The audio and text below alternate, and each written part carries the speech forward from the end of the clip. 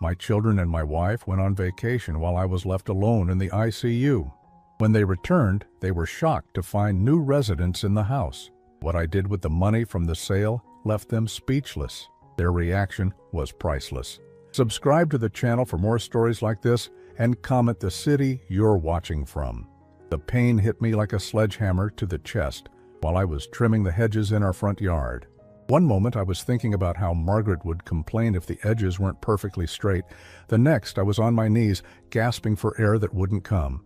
The world tilted sideways, and I remember thinking this was it. This was how I'd die, alone in my own driveway at 59. The ambulance ride was a blur of sirens and worried voices. EMT kept asking me questions I couldn't answer through the crushing weight on my chest. "Sir, do you have any family we should call?" I managed to wheeze out Margaret's number, then David's, then Lisa's. My wife, my son, my daughter. The three people who mattered most in my world. I spent the first 2 days drifting in and out of consciousness in the cardiac ICU. When I finally came to properly, Margaret was sitting in the chair beside my bed, but she wasn't holding my hand or looking particularly worried. She was scrolling through her phone, lips pressed into that thin line she got when something inconvenient happened. "Oh, good, you're awake," she said, without looking up. "The doctor says you had a major heart attack. They had to do some procedure with balloons or something." I tried to speak, but my throat was raw from the breathing tube. She finally looked at me, and I saw something in her eyes that made my chest tighten again. Not love, not relief that I was alive. Irritation. "Samuel, we need to talk about something important." Margaret leaned forward, lowering her voice like she was sharing a secret. "You know David, Lisa, and I have that trip to Europe planned. We leave in 3 days." I blinked at her, certain I'd misunderstood. We'd been planning this trip for months. Well, they'd been planning it. I was supposed to stay home and take care of the house as usual, but now, lying here with my heart barely functioning, I thought surely they'd cancel. "The thing is," Margaret continued, "we've already paid for everything. The flights alone cost $8,000, and you know how hard it was to get reservations at those restaurants in Paris. Plus, Lisa took time off work, and David rearranged his whole schedule." My mouth felt dry as cotton. I managed to croak out, "Margaret, now don't get all worked up. The doctor said stress is bad for your heart." She patted my arm like I was a child having a tantrum. "You're stable now. The nurses said you'll probably be here another week or two, but you'll be fine. It's not like you need us hovering around making you nervous." David appeared in the doorway then, looking uncomfortable in his expensive suit. At 32, my son had never wanted for anything. I'd made sure of that. College, graduate school, the down payment on his house, even his wedding had been paid for by dear old Dad. He walked over and gave me an awkward pat on the shoulder. "Hey, Pop. Scary stuff, huh?" He glanced at his mother, then back at me. "Mom told you about the trip?" I nodded weakly, still not believing what I was hearing. "Look, if you really need us to stay," David started, but his tone suggested he was hoping I wouldn't take him up on the offer. "It's just that we can't get refunds on anything, and Lisa's been looking forward to this for months. She's never been to Europe." Lisa chose that moment to breeze in, her designer purse slung over her shoulder and her phone pressed to her ear. At 28, my daughter was the apple of my eye. Or so I'd thought. She finished her call and looked at me lying there, connected to monitors and IV lines. "Daddy, you gave us such a fright." She leaned down and gave me a quick peck on the cheek, the kind you'd give a distant relative at a funeral. "But you're tough, right? You'll bounce back from this like you always do." "Whoa." The three of them stood around my bed and I could feel the energy in the room. They wanted to leave. They wanted me to give them permission to abandon me in this sterile room while they sipped wine in Tuscany and took selfies at the Eiffel Tower. Margaret pulled out a brochure from her purse. "Look what we're going to see, Samuel. The Louvre, Versailles, that little vineyard in Provence Lisa found online." Her eyes lit up in a way they hadn't when she looked at me, fighting for my life. "It's going to be magical." I closed my eyes, feeling more exhausted than I ever had in my life. 30 years of marriage, 30 years of providing everything they wanted, working overtime so Margaret could redecorate the house every few years, so the kids could have the best of everything. And now, when I needed them most, they were showing me glossy pictures of their vacation. "The doctor says you're out of danger," Margaret said, her voice taking on that reasonable tone she used when she'd already made up her mind about something. "And really, what would we do here? Sit around watching you sleep? You know how hospitals make me nervous and Lisa gets queasy around all the medical equipment." David nodded eagerly. "Plus, the nurses here are great. They'll take better care of you than we could." I opened my eyes and looked at each of them in turn. My wife of 30 years, who'd never worked a day since we got married. My son, whose every opportunity I'd funded. My daughter, who still called me for money when her credit cards got maxed out. And not one of them could bear to miss their vacation to stay with me while I recovered from nearly dying. "It's okay," I whispered, though it felt like swallowing glass to say it. Margaret's face broke into a relieved smile. "Oh, I knew you'd understand. You've always been so reasonable about these things." They left an hour later, promising to call from the hotel and bring me back souvenirs. I watched them walk out of the ICU together, laughing about something David had said, already mentally on their trip. Margaret didn't look back once. The silence after they left was deafening. The only sounds were the beeping of my heart monitor and the soft whoosh of the ventilation system. I stared at the ceiling tiles, counting the tiny holes in each one, trying not to think about how easily they'd dismissed me. A nurse came in to check my vitals. Patricia, her name tag read. She was probably in her 50s with kind eyes and gentle hands. "How are you feeling, Mr. Holloway?" she asked, adjusting something on one of my monitors. "Like I got hit by a truck," I said, trying to make light of it. She smiled sympathetically. "Heart attacks will do that to you. But you're lucky. You got here in time. And Dr. Martinez is one of the best cardiologists in the state."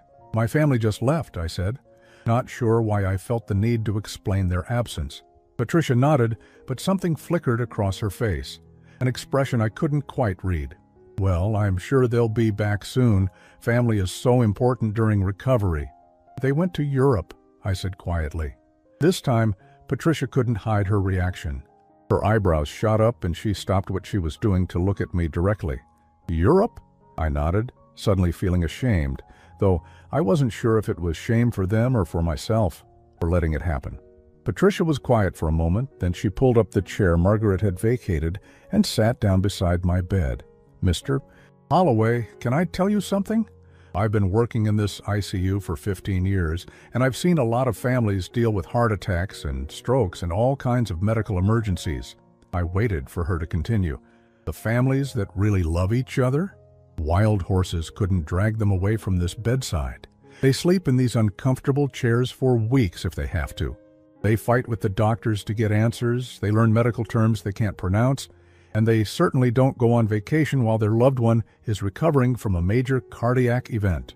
Her words hit me harder than the heart attack had, because deep down I'd known something was wrong with the way they'd left, but I'd been making excuses for them my whole life. That night, alone in the ICU with only the machines for company, I began to think about my life in a way I never had before. The days blurred together in that hospital room. 3 weeks of staring at the same water stain on the ceiling, listening to the endless beeping of machines, and watching other patients get visitor after visitor while my bedside remained empty. Margaret called twice from Paris, both times to complain about the hotel Wi-Fi being slow. David sent one text asking if I needed anything, but when I replied that I'd like to hear his voice, he never called. Lisa posted 17 photos of herself at various European landmarks, but couldn't find 5 minutes to FaceTime her father. It was during the second week that I really started paying attention to the other patients around me. The man in the bed next to mine, Joe, had suffered a stroke about the same time I'd had my heart attack. His wife, Carmen, barely left his side. She'd pulled 2 chairs together to make a makeshift bed and had been sleeping there every night, despite the nurses telling her she should go home and rest. 43 years we've been married, she told me one afternoon, while Joe was napping. "I'm not about to leave him alone in this scary place now." I watched her smooth his blanket and adjust his pillow, even though he couldn't feel it. The tenderness in her movements made something ache in my chest that had nothing to do with my heart condition. "Your family will be back soon, I'm sure," she said kindly, having noticed my lack of visitors. "They're in Europe," I said, the words still feeling foreign in my mouth. Carmen's hand froze on Joe's blanket. She looked at me with the same expression Patricia the nurse had worn, a mixture of disbelief and pity. "Oh," was all she said, but that single word carried volumes. Across the hall there was a woman named Betty who'd been admitted for complications from diabetes. Her daughter lived 3 states away, but she'd driven straight through the night when she got the call. She'd been there for 2 weeks, coordinating with doctors, helping her mother with physical therapy, and sleeping on a cot the hospital had provided. "Mom's been taking care of everyone else her whole life," the daughter told me, while we were both getting coffee from the machine down the hall. "Now it's my turn to take care of her." I thought about that conversation for hours afterward. Had I spent my whole life taking care of everyone else? And if so, why wasn't anyone taking care of me now? The memories started coming back in waves, memories I'd buried under years of routine and responsibility. I remembered when David was 12 and broke his arm falling off his bike. Margaret had been at her book club, so I'd rushed him to the emergency room, held his hand while they set the bone, and stayed with him all night when the pain medication made him sick. When Lisa was in college and called crying because she'd failed an important exam, I'd driven 4 hours to comfort her and help her talk to her professors about making up the grade. But when had they ever done the same for me? I tried to remember a time when I'd been sick or hurt, and they'd rallied around me. The closest I could come up with was about 5 years ago when I'd thrown out my back-moving furniture for Margaret's latest redecorating project.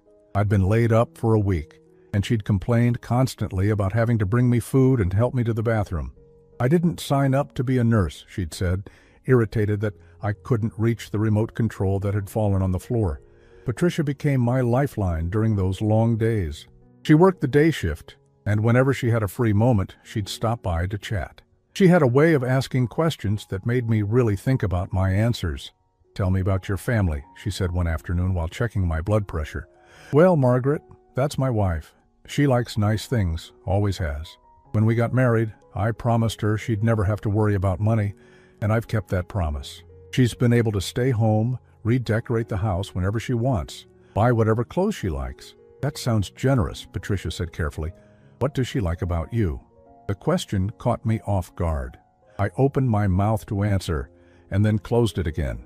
What did Margaret like about me? I paid for everything. I never complained when she spent money. I let her make all the decisions about our social life and our home.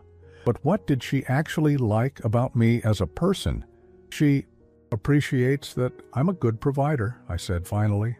Patricia's expression was gentle, but sad. "That's what you do for her, Samuel. But what does she like about who you are?" I couldn't answer that question. After 30 years of marriage, I honestly couldn't think of a single thing Margaret enjoyed about my personality, my sense of humor, my thoughts, or my dreams. She liked what I could give her, what I could do for her. But me? The person inside this body that was fighting to heal? I wasn't sure she'd ever really seen that person at all. "Tell me about your children," Patricia said during another visit. This was easier territory. Or so I thought. "David's doing really well. He's a financial advisor making good money. I helped him get started, of course. Paid for his business courses, helped with the down payment on his office space. And Lisa, she's finding herself, you know? She's tried a few different careers, but she's talented. I've been supporting her while she figures things out." "They sound like they've benefited a lot from your support," Patricia said. "How do they support you?" Again, I found myself speechless. When was the last time David had called just to see how I was doing? When had Lisa ever asked about my day, my worries, my hopes for the future? Their calls always started the same way. "Hey Dad, I hope you're doing well," and quickly moved to whatever they needed. Money, usually, or help with something, or advice that they'd ask for and then ignore. "They're busy," I said weakly. "David's building his business, and Lisa's got a lot going on." Patricia nodded, but I could see she wasn't buying it. "Samuel, can I share something with you? Something I've learned in all my years working here?" I nodded. "There are 2 kinds of families that come through these doors. There are the families where people genuinely love each other, where they show up not because they have to, but because they can't imagine being anywhere else when their loved one needs them. And then there are the families where people are connected by obligation, convenience, or what they can get from each other. He paused, letting that sink in. The first kind of family would never leave someone alone in the ICU to go on vacation. They'd cancel the trip, lose the money, and never think twice about it. The second kind, well, they find reasons why the trip is more important than the person. I closed my eyes, feeling something crack open inside my chest. Not my heart this time, but something deeper. Something that had been holding together the illusion of my family for decades. That night, I lay awake thinking about every birthday, every holiday, every major moment in my life. Margaret always made sure to get me gifts, expensive ones that she'd picked out and I'd paid for. The kids always remembered to call on Father's Day, usually asking about their inheritance or floating some new financial need. But when was the last time any of them had really seen me? When had they asked what I wanted, what I dreamed about, what scared me? When I'd had the heart attack, their first thought hadn't been, "Thank God he's alive," or "We need to be with him." It had been, "How do we salvage our vacation plans?" I thought about Joe and Carmen in the next bed. I thought about Betty and her daughter, who'd driven through the night. I thought about all the families I'd observed during my stay. Families where love looked like sacrifice, like presence, like caring more about the person than the inconvenience. And then I thought about my own family, sipping wine in French cafes while I recovered from nearly dying, alone. For the first time in my 59 years, I began to understand the difference between being loved and being used. And once I understood that difference, I couldn't unknow it. The crack in my chest widened, and I realized something that terrified and liberated me at the same time. I had been living my entire adult life with people who saw me as a resource, not as a person. And now that I could see it clearly, I had to decide what I was going to do about it. The turning point came on my 18th day in the hospital. I was finally strong enough to walk to the window without feeling like my chest was going to cave in, and I stood there looking out at the parking lot, watching families come and go. A teenage boy was helping his elderly father into a wheelchair, moving slowly and patiently as the old man struggled with each step. The tenderness between them was so obvious, it made my throat tight. That's when I saw him, my neighbor Frank, walking toward the hospital entrance. Frank lived 2 houses down from us, and we'd exchanged pleasantries over the years, but were hardly close friends. I was surprised to see him here, and even more surprised when he appeared in my doorway 20 minutes later, holding a small potted plant and looking genuinely concerned. "Samuel, Jesus," I heard what happened. "How are you holding up?" Nobody had asked me that question, really asked it, since I'd been here. Not Margaret during her brief phone calls, not the kids in their perfunctory texts. Frank pulled up the visitor's chair and sat down like he planned to stay a while. "I'm doing better," I said, and meant it, for the first time in weeks. "Margaret said you were doing fine when I ran into her before they left for their trip. But hell, you look like you've been through the ringer." Frank shook his head. "Heart attack's serious business. My dad had one when I was about your David's age, and we practically lived at the hospital for weeks." Something in his tone made me look at him more carefully. "They mentioned the trip?" Frank's expression shifted slightly. "Well, yeah, I was surprised they were still going, to be honest. If it were my wife." He trailed off, seeming to realize he might be saying too much. "It's okay, Frank. What would you have done?" Frank was quiet for a moment, then looked me straight in the eye. "I would have canceled the damn trip. Some things are more important than money, you know?" We talked for almost 2 hours. Frank told me about his father's recovery, about how the whole family had rallied around him, taking shifts at the hospital and helping with his rehabilitation. He told me about his own scare with kidney stones last year and how his wife had slept on their bathroom floor for 3 nights to be close by if he needed help. "That's what you do when you love someone," he said simply. "You show up."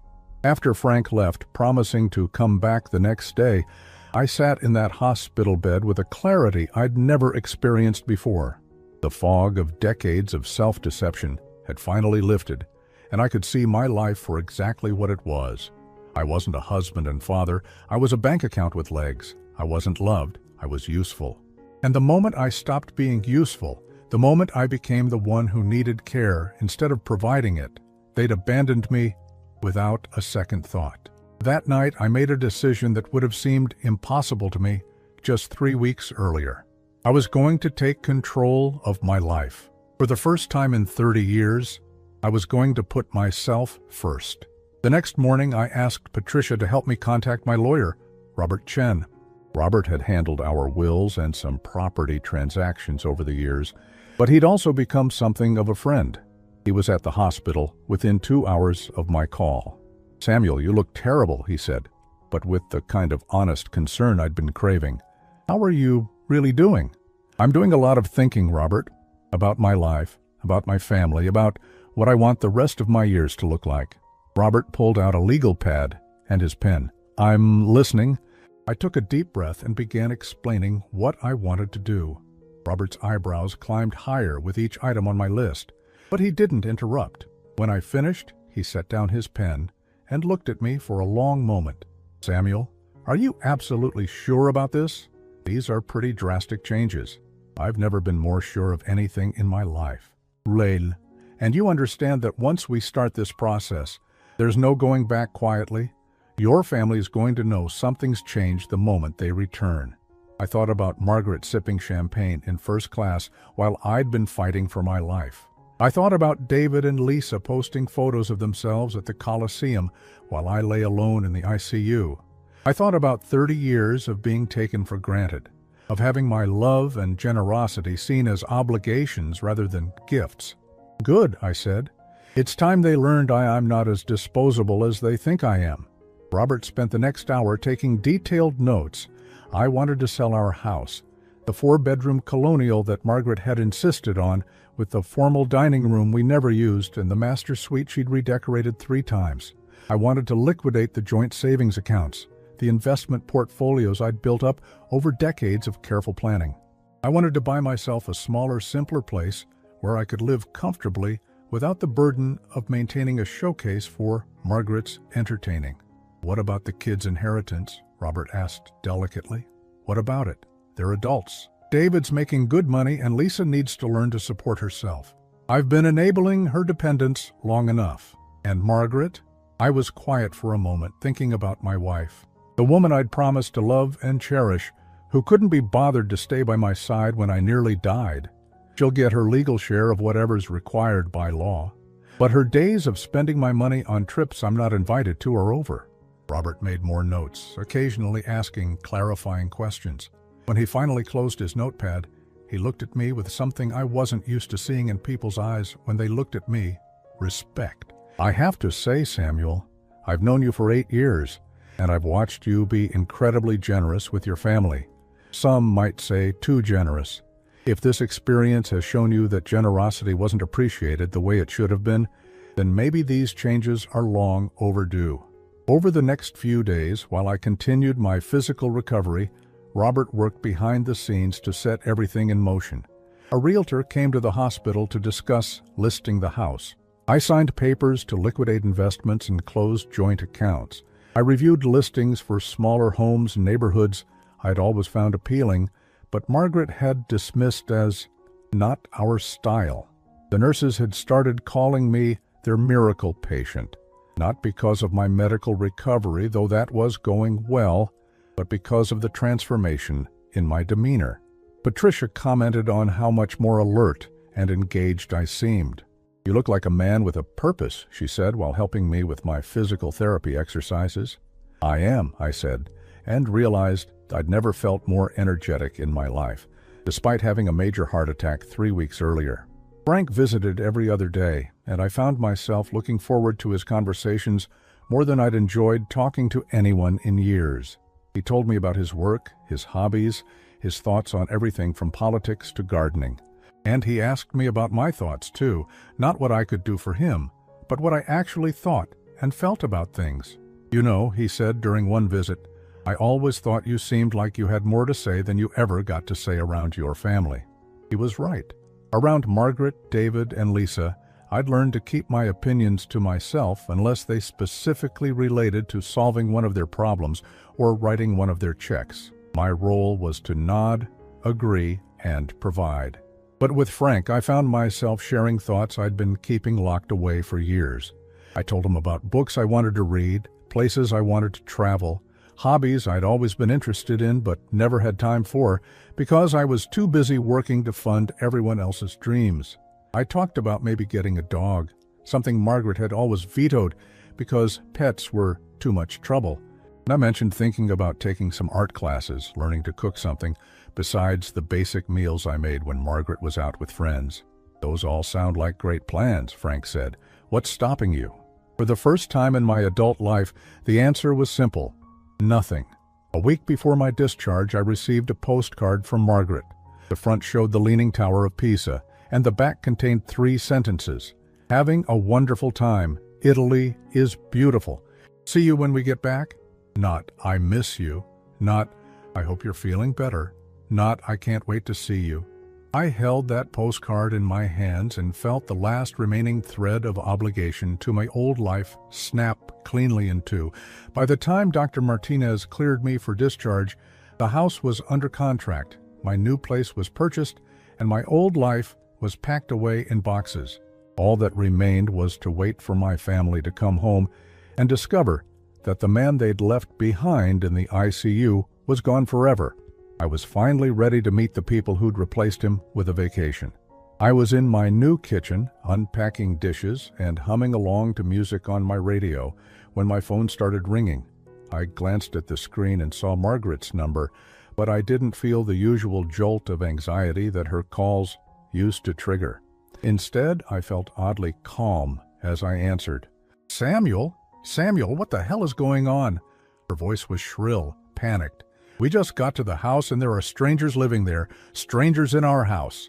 I continued unwrapping a coffee mug I'd bought for myself, a simple blue one that said, "World's Best Dad," ironically enough. "Hello, Margaret. How was your trip? Don't you dare act casual with me. Where are you? What have you done?" "I'm at home," I said simply. "Home? What do you mean home? Some woman answered our door and said she bought the house. She had papers, Samuel, legal papers." I could hear David and Lisa in the background, their voices raised and agitated. Someone was crying. Lisa, I thought. Someone else was swearing. Definitely David. "Yes, she did buy the house. I sold it 3 weeks ago, right after you left for Paris." The silence on the other end was profound. I could practically hear Margaret's brain trying to process what I'd said. You sold our house? Our home? You can't do that. I live there. My things are there." "Your things are in storage," I said calmly, opening my new refrigerator to put away some groceries I'd bought earlier. "Unit 247 at Secure Storage on Maple Street. I paid for 3 months in advance." "Storage?" Margaret's voice cracked. "You put my life in storage?" "I put our old life in storage. I'm starting a new one." David grabbed the phone. "Ted, what the fuck is wrong with you? You can't just sell the house without telling us." I was quiet for a moment, letting his anger wash over me without absorbing it. It was remarkable how different his fury felt now that I wasn't trying to please him. "Actually, David, I can. My name was on the deed. I sold it." But where are we supposed to stay? We just got back from a 3-week trip. We're exhausted. And now you're telling us we don't have a home to come back to?"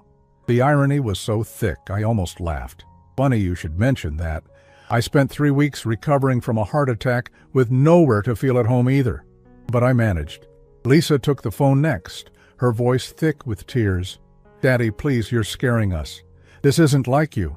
"Where are you? We'll come get you and we'll figure this out together." For just a moment, hearing my daughter's voice crack with emotion, I felt the old familiar urge to fix everything, to make it all better, to sacrifice my own needs, to make theirs go away. But then I remembered lying alone in that hospital bed while she posted pictures of herself laughing in Rome. "I'm at my new house, Lisa, and we're not going to figure anything out together. You're adults. You'll figure it out yourselves." "New house?"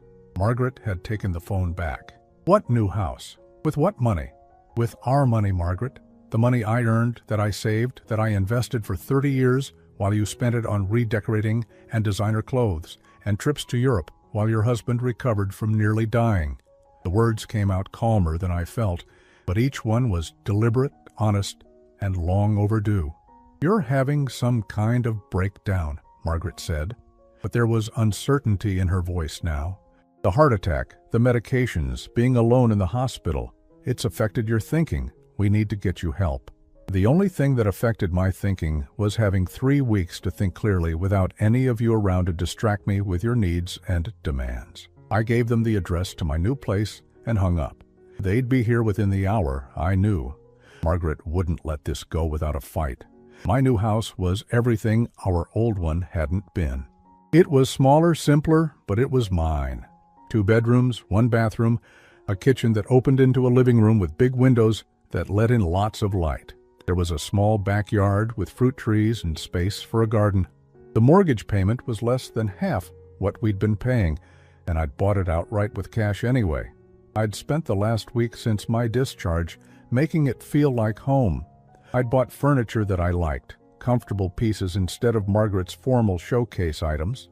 I'd hung pictures that meant something to me instead of expensive art, chosen to impress visitors. I'd filled the kitchen with foods I actually enjoyed eating instead of the elaborate ingredients Margaret needed for her dinner parties. For the first time in decades, I was living in a space that reflected who I was instead of what others wanted me to be. I was arranging books on my new bookshelf when I heard cars pull into my driveway. Through the front window, I could see David's BMW and Lisa's SUV parked behind my modest sedan. All 3 of them got out, looking around my quiet neighborhood with expressions of disbelief and disgust. Margaret was first to the door, pounding on it like she was trying to break it down. When I opened it, she pushed past me without invitation, her eyes scanning my small living room with obvious horror. "Samuel, what have you done?" she breathed. David and Lisa followed her in, their faces mirrors of confusion and anger. Lisa was still crying, mascara streaked down her cheeks. David looked like he was trying to control his temper and failing. "This is where you're living?" Margaret asked, taking in the modest furnishings, the simple decor. "This is what you traded our beautiful home for?" "This is what I bought with my money, yes." Your money?" David stepped forward. "Since when is it just your money? You're married, Dad." "Half of everything belongs to Mom. Half of what's left belongs to your mother legally. But I was under no obligation to maintain a house she couldn't be bothered to come home to when I was hospitalized." Margaret sank into my new recliner, the one I'd chosen specifically because it was comfortable for reading, not because it matched any decor scheme. She looked genuinely bewildered. "I don't understand what's happening here. We go on one little trip, and you have some kind of mental breakdown and destroy our entire life?" "One little trip," I repeated. "You left me alone in the ICU to go on one little trip." "You were fine," Lisa protested. "The doctor said you were stable." "I had a massive heart attack, Lisa. I could have died. I almost did die. And instead of staying with me, instead of caring for me while I recovered, you went sightseeing." "We called," Margaret said weakly. "You called twice in 3 weeks." David sent one text. Lisa posted dozens of photos of herself having fun, but couldn't find time for a single phone call. The room fell silent, except for the ticking of the small clock I'd put on my mantel. They were looking around my new home like they were seeing it for the first time, and I realized they were seeing what I chose when they weren't there to choose for me. David was the first to recover. "Okay, fine. Maybe we should have handled the trip differently. But Dad, you've made your point. Now let's be adults about this and figure out how to fix it." "Fix it?" I sat down in my comfortable chair and looked at each of them. "There's nothing to fix. This is how things are now." "You can't be serious," Margaret said. "You can't just upend our entire life because you're upset about one decision." "It wasn't one decision, Margaret. It was 30 years of decisions. 30 years of me being valued only for what I could provide, not for who I am." Lisa sniffled. "That's not true, Daddy. We love you." I looked at my daughter, really looked at her. When was the last time she'd asked me about my day, my thoughts, my feelings about anything that didn't involve solving her problems or funding her lifestyle? "Lisa, when was the last time you called me just to talk? Not because you needed money or help or advice, but just because you wanted to hear my voice." She opened her mouth to answer, then closed it. The silence stretched on. "When was the last time any of you asked me what I wanted, what I dreamed about, what scared me or excited me or made me happy?" They stared at me blankly. Margaret's mouth worked soundlessly, like a fish out of water. "I'll tell you when," I continued. "Never. Because you've never seen me as a person. You've seen me as a provider, a source, someone who exists to make your lives easier and more comfortable. David's face was getting red. That's not fair. We appreciate everything you've done for us. You appreciate what I've done for you. But do you love who I am? Do you even know who I am? The question hung in the air like smoke. And in their silence, I had my answer. Margaret stood up abruptly. This is ridiculous. We're not doing this. Samuel, you're going to come home with us right now, and we're going to talk to a lawyer about getting our house back. No. The simple words stopped her cold. This is my home now. You'll need to figure out your own housing situation. Housing situation? Margaret's voice was climbing toward hysteria. I'm your wife. Lisa is your daughter. We're your family. I stood up too, facing the three people I'd spent my adult life serving, and realized I felt nothing but tired pity for them. No, you're people who happen to share my DNA and legal documents. Family doesn't abandon each other in hospitals. Family doesn't choose vacations over being present during crisis. I walked to the front door and opened it. You're welcome to visit if you can learn to treat me with respect. But this conversation is over. They stood there gaping at me like I'd grown a second head. The man they knew, the man who gave in, who apologized, who fixed everything, was nowhere to be found. And for the first time in my life, I was proud of his absence. They didn't leave when I opened the door. Instead, they stood there like stubborn children, waiting for me to back down the way I always had before. Margaret's face had gone through several color changes, and David was clenching and unclenching his fists, like he was considering whether to physically drag me out of my own house. Dad, you're not thinking clearly, David said, his voice taking on that patronizing tone he used when he thought he was being reasonable. You just had a major medical event. You're probably on medications that are affecting your judgment. Let us help you. I almost laughed. Now they wanted to help me. Not when I was lying alone in the ICU, not when I was struggling through physical therapy with no family support, but now that their comfortable arrangement was threatened. My judgment is fine, David. In fact, it's clearer than it's been in years. Lisa stepped forward, and I could see her mentally switching tactics. She put on the same pouty expression that had been melting my resolve since she was 5 years old. Daddy, please. I know we hurt your feelings, and I'm sorry. We're all sorry, but you can't punish us forever for one mistake. One mistake? I closed the front door and turned to face them fully. Lisa, let me ask you something. How much money have I given you in the past 5 years? She blinked, caught off guard. What does that have to do with anything? Humor me? How much? She looked at David and Margaret for help, but they were both staring at her, waiting for an answer they probably didn't want to hear. I don't know exactly. You've helped me through some rough patches. $43,000, I said quietly. I have the records. Rent money when you quit your job to find yourself. Car payments when you decided you needed a bigger SUV. Credit card bills when your shopping got out of hand. The down payment on your condo. The money for your photography equipment that's been sitting in your closet for 2 years. Lisa's face went pale. I turned to David. And you? How much for your business startup? The wedding? The house down payment? David's jaw tightened. That was an investment in our family's future. $67,000, I said, not including the college tuition and graduate school I paid for while you were finding your path. I looked at Margaret last. And you. 30 years of supporting a woman who never worked a day after we got married. The house renovations every few years because you got bored with the decor. The clothes, the spa treatments, the girls' trips, the car you had to have because the neighbor got a new one. Margaret lifted her chin defensively. I was raising our children. I was maintaining our home. The children you're referring to are 32 and 28 years old. What exactly have you been maintaining lately besides your social calendar? The silence that followed was heavy with the weight of truth none of them wanted to acknowledge. I walked to my kitchen and poured myself a glass of water, taking my time. When I came back, they were all still standing there, looking shell-shocked. Here's what I realized during those 3 weeks alone in the hospital, I continued. I've spent 30 years being an ATM with legs. You withdraw what you need, you say thank you, and then you go live your lives until the next time you need a withdrawal. That's not, Margaret started, but I held up my hand. Let me finish.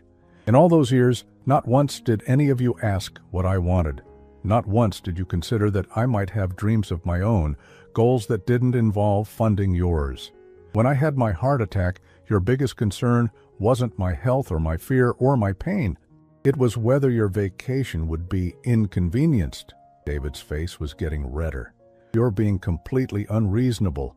We're family. Family helps each other. I stared at him. When was the last time you helped me, David? We help you all the time. How? Give me one example of how you've helped me in the past year. He opened his mouth, then closed it, opened it again. We came to your birthday dinner. The birthday dinner I paid for, at the restaurant you chose, where you spent the entire evening talking about your business problems and asking me for advice. You ignored. Lisa tried again. Daddy, families aren't about keeping score. You're right, they're not. But they're also not about one person giving everything, while everyone else takes everything. That's not family, Lisa. That's exploitation. Margaret finally found her voice again. So what? You're just going to abandon us. After 30 years of marriage, you're going to throw it all away. I sat down in my chair again, suddenly feeling very tired. I'm not throwing anything away, Margaret. I'm choosing to stop letting you throw me away. You threw me away the moment you decided a vacation was more important than staying with me while I recovered from nearly dying. The words hung in the air like a slap. Margaret's face crumpled, but I couldn't tell if the emotion was genuine or performed. We made a mistake, she said, her voice small. People make mistakes. Yes, they do. And then they face the consequences of those mistakes. David stepped forward aggressively. What consequences? What are you talking about? I reached into the folder I'd left on my coffee table and pulled out a document. I've changed my will. The effect was immediate. Lisa gasped. David went very still. Margaret's face went white. The house you expected to inherit? I sold it. The retirement accounts you were counting on? I've set them up as annuities that will provide for my own care as I age. The life insurance policy that would have made you all comfortable? I've reduced it to the minimum required to cover burial expenses. You can't do that, David said, but his voice had lost its conviction. I can, and I did. You're all adults with your own lives. It's time you started funding those lives yourselves. Lisa started crying again, but this time it felt different. Less manipulative, more genuinely distressed. But Daddy, we were counting on that money for our futures. Counting on money for my death for your futures, I corrected. Do you have any idea how that feels, to know that your family is sitting around calculating how much better off they'll be when you're gone? Margaret stood up abruptly. This is insane. Samuel, you can't just change everything because you're angry about one trip. I'm not angry about one trip, Margaret. I'm devastated by 30 years of being invisible to the people who should have seen me most clearly. I stood up too, walking to the window that looked out on my small backyard. There were birds at the feeder I'd put up, and the afternoon light was soft and golden on the grass. Do you know what I've been doing for the past week since I got out of the hospital? I asked, without turning around. None of them answered. I've been living, really living, maybe for the first time in decades. I bought books I wanted to read instead of the ones that would look impressive on shelves. I cooked meals I actually enjoyed instead of whatever you all preferred. I sat in my garden and watched the birds and didn't worry about whether the lawn was perfect for your friends to see. I turned back to face them. I've been happy for the first time in years, genuinely happy. And do you know why? They stared at me silently. Because for the first time in my adult life, I'm living for myself instead of for your approval and comfort. Margaret's voice was barely a whisper. So that's it?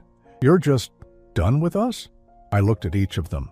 My wife, my son, my daughter. The people I'd loved and sacrificed for, and supported and enabled for 3 decades. And I felt something I'd never felt toward them before. Indifference, not hate, not anger. Just a complete absence of the desperate need to please them that had driven my entire adult life. I'm done being your resource, I said quietly. If you want a relationship with me, a real relationship where you see me as a person instead of a provider, then we can work toward that. But those days of me fixing your problems and funding your choices while being invisible as a human being, yes, those days are over. David made one last attempt. "Dad, be reasonable. Where are we supposed to live? Mom doesn't have anywhere to go." I looked at him with something approaching pity. "The same place you expected me to figure out how to live after I recovered from my heart attack while you were touring European vineyards. You'll figure it out." Margaret gathered what remained of her dignity and headed for the door. "This isn't over, Samuel. We'll fight this. The will, the house, all of it." "You can try," I said calmly, "but you'll find that a man who's been supporting 3 other adults for 30 years has learned quite a bit about legal documents and financial planning." They left in a flurry of slammed doors and squealing tires. I watched their cars disappear down my quiet street and felt something I hadn't experienced in years: peace. For the first time since my heart attack, I was completely alone by choice rather than by abandonment, and the difference was everything. 6 months after I'd been left alone in that hospital bed, I was sitting on my front porch with my morning coffee, watching the sunrise paint the sky in shades of pink and gold. It was a view I'd never bothered to notice in 30 years of living in our old house, where the formal dining room faced east and the windows were always covered by Margaret's expensive drapes to protect the furniture from fading. My new routine had become something I looked forward to every day: coffee on the porch, reading a chapter or two of whatever book caught my interest, then tending to my garden. I'd discovered I had a talent for growing things: tomatoes, herbs, flowers that attracted butterflies, and hummingbirds. Simple pleasures that I'd never had time for when my days were consumed with work and worry about everyone else's needs. The house had settled into feeling like home in a way our old place never had. Every piece of furniture was something I'd chosen. Every book on the shelves was something I actually wanted to read. The kitchen was stocked with foods I enjoyed, and the refrigerator wasn't cluttered with Margaret's complicated ingredients for dinner parties I'd never wanted to host. Frank had become a real friend, stopping by a couple times a week for coffee or an evening beer on the porch. We'd discovered we both enjoyed old movies and had started a tradition of watching classics together on Sunday afternoons. He'd introduced me to his wife, Carol, who was as warm and genuine as he was, and they'd included me in a few of their social gatherings with other couples in the neighborhood. It was remarkable how much easier it was to make friends when you weren't constantly anxious about what other people needed from you. I'd joined a book club at the local library, started volunteering at the community garden, and even signed up for a pottery class on Thursday evenings. Simple activities that brought me joy without any expectation of reciprocal benefit. The attempts at contact from my family had been predictable and, frankly, pathetic. Margaret had tried everything from tearful phone calls to legal threats to showing up at my workplace. She'd even attempted to use mutual friends as intermediaries, spinning elaborate stories about my mental health and her desperate concern for my well-being. David had been more direct in his approach, angry phone calls demanding I stop this nonsense and threatening to contest everything I'd done. He'd been particularly furious when he'd discovered that I'd also removed him as a beneficiary on my retirement accounts and life insurance policies. Lisa had alternated between dramatic pleas for forgiveness and bitter accusations about my selfishness. But what struck me most about all their communications was that none of them ever asked how I was feeling. None of them inquired about my recovery from the heart attack. None of them showed any curiosity about what I was doing with my life or whether I was happy. Even in their attempts to win me back, they remained focused entirely on what I could do for them, rather than who I was as a person. The legal challenges had been half-hearted and unsuccessful. As I'd told Margaret, 30 years of supporting other people had taught me quite a bit about protecting assets and making legally sound decisions. Everything I'd done was completely within my rights, and Robert had made sure every document was ironclad. I was coming back from the community garden one afternoon, my hands dirty from planting fall vegetables, when I saw Margaret's car in my driveway. She was sitting on my front steps, looking smaller and older than I'd ever seen her. She stood up when she saw me approaching, her hands twisting nervously. "Hello, Samuel." "Margaret?" I didn't invite her in, didn't offer her coffee, didn't ask her how she was. I simply waited. "I've been staying with Lisa," she said, as if this information should move me somehow. I nodded, but said nothing. "It's been difficult. Lisa's place is small, and she's been stressed about money since—" She trailed off, perhaps realizing that finishing that sentence would not help her cause. "Since she had to start supporting herself," I finished for her. Margaret flinched slightly. "We've been talking, the three of us, about everything that happened. About the trip, about the hospital, about how we handled things." I waited. "We realized we made some mistakes." "Some mistakes," I repeated flatly. "Okay, we made serious mistakes. We should have canceled the trip. We should have stayed with you. We should have been there when you needed us." It was the closest to an apology I'd gotten from any of them, but it felt hollow, calculated. An admission designed to get something from me rather than a genuine acknowledgement of harm done. "And?" I said. Margaret looked confused. "And what? And what would you like me to do with that information?" She stared at me like I'd asked her to solve advanced calculus. We want to work things out. We want our family back. Our family." I set down my gardening tools and looked at her directly. "Tell me, Margaret, what do you miss about our family?" She opened her mouth quickly, then closed it, thinking. "I miss us, being together, being a family. What did we do together as a family? In the last 5 years, what activities did we share? What conversations did we have that weren't about money or problems or things you needed me to handle?" Again that blank stare. "I'll help you," I said. "The answer is nothing. We didn't do anything together except exist in the same spaces while you all pursued your individual interests with my financial support. That's not. We had dinner together. We sat at the same table while you talked about your book club, your shopping, your plans with friends I was never invited to meet. David talked about his business troubles. Lisa talked about whatever crisis was consuming her that week.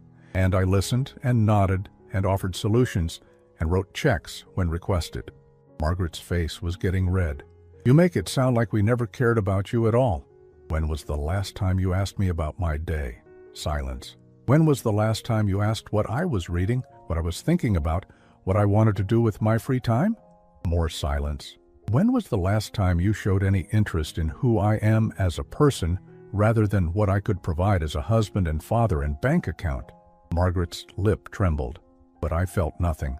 No urge to comfort her, no guilt about her distress, no impulse to take back my words to make her feel better. "I want to try," she whispered. "I want to learn how to be a better wife."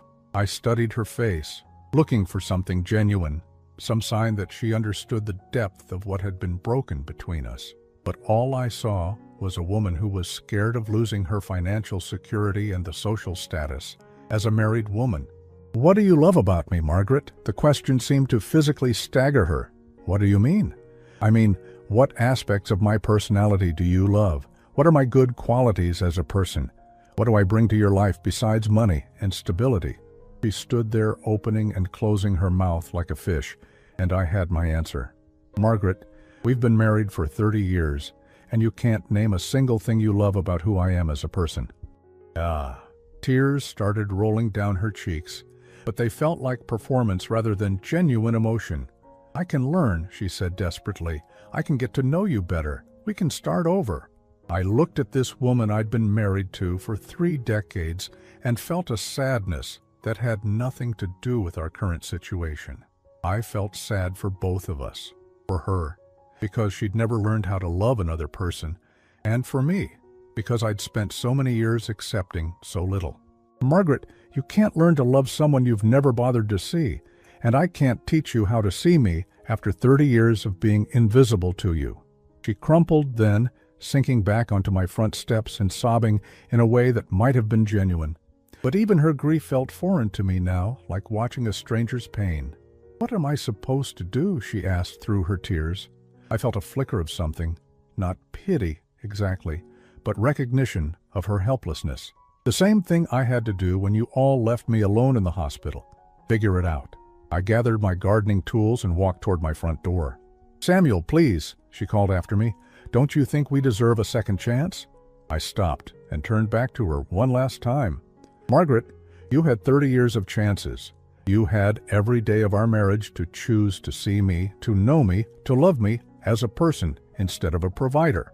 You had 3 weeks while I was fighting to recover from nearly dying to realize what mattered and come home to be with me.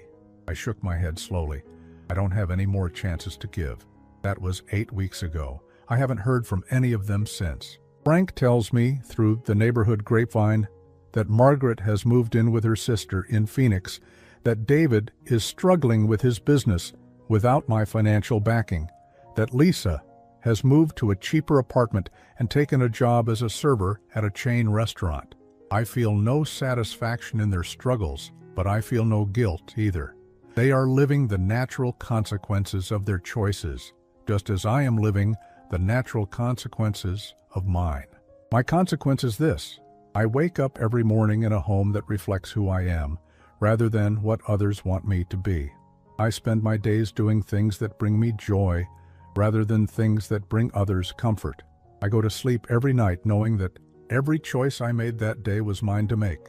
I have a dog now, a gentle golden retriever mix named Charlie that I adopted from the local shelter. He greets me with pure joy every time I walk through the door, asks nothing from me but basic care and attention, and gives me the kind of unconditional love I'd spent 30 years trying to earn from people who were incapable of providing it. Yesterday was my 60th birthday. I spent it exactly how I wanted to. Coffee on the porch with Charlie at my feet, working in my garden, reading a book that made me laugh, sharing dinner with Frank and Carol, watching an old movie that brought me comfort. No one called to wish me happy birthday. No one sent a card or a gift.